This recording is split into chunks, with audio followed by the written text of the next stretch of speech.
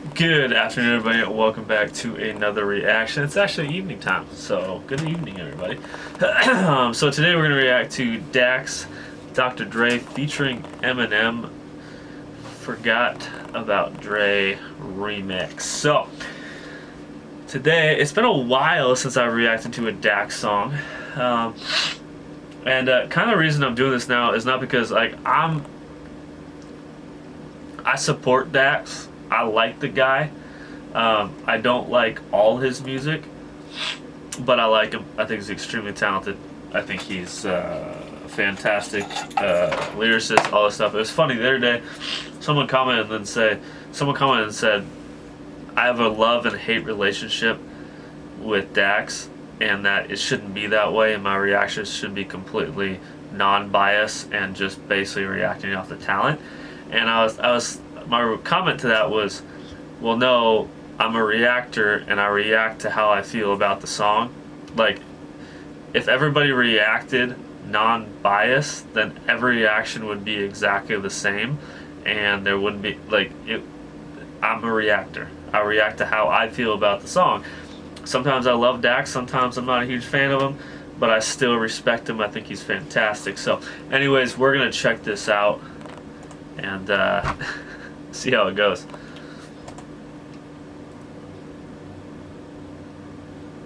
I agree with that.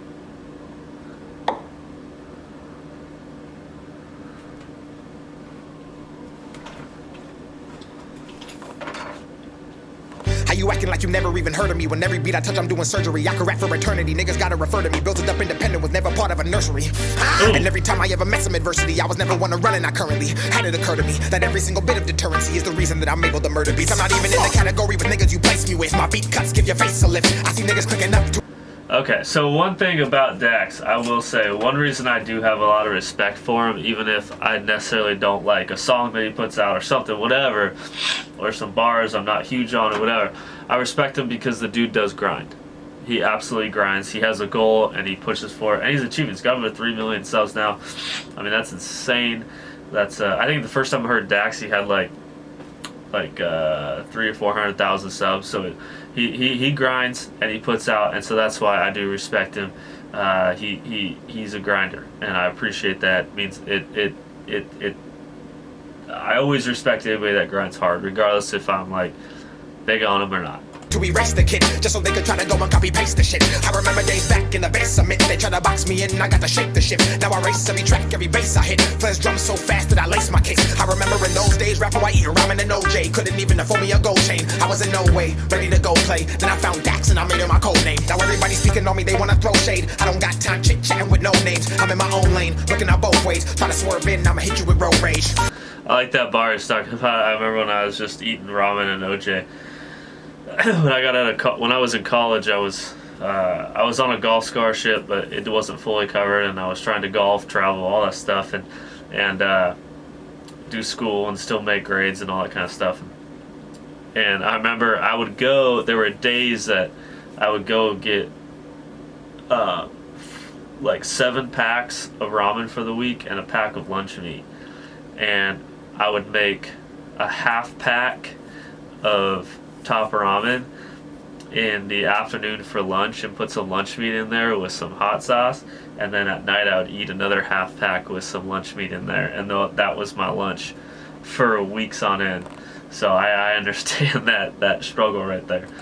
Y'all know me, the most underrated, the most hated, the one hip-hop tries to say is not shit like it's constipated. Kill beats is the occupation, so every single time I get a shot I take it. Aim and face it, one way straight at the matrix. Independent, back by myself, so Satan locks jaws every time I'm baking. The awful guy, the one that they falsify, the one they cannot try to modify, the one who receives every awkward eye, cause his style isn't one they can multiply. In a league of my own, I won't compromise. The cost of my piece is the cost of mine. To conquer mine, these rap game concubines try to say my soul was a cause of sign. So I stick to myself cause the flow is essential inside of a drought. Depression and pain are effects of the game, but they numb to the sound of a sold out crowd. I reach for their hands as they wave in the tide of the praise is enough that I know I could drown in a sea of deceit that in turn is the key to the green that these sheep all rapping about. I like one thing they said there earlier. He said that, like, basically one reason the game doesn't want him is because they can't multiply him. Like, they can't mimic him. They can't make money off of him. and then get just a couple, like a bunch of industry plants to mimic him to continue to further that. Like he's one of a kind, is what he's saying, and I would agree with that in the sense that there isn't. Dax is very vocally sounding. He's very unique. Flow wise, I feel like a lot of times he's very unique. So I'd agree with that, and I like that. I like that correlation that he made there about himself.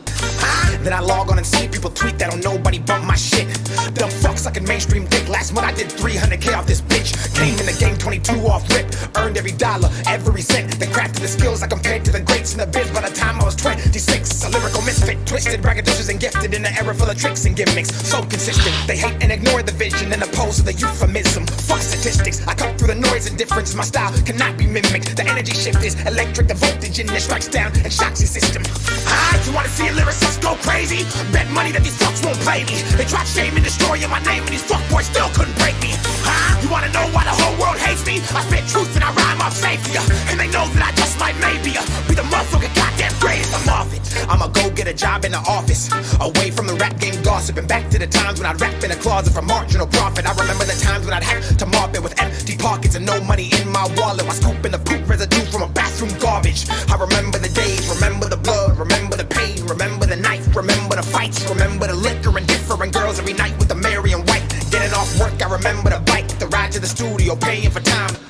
And that's obviously often we ourselves have made fun of Dax on constantly making references to janitor, being a janitor.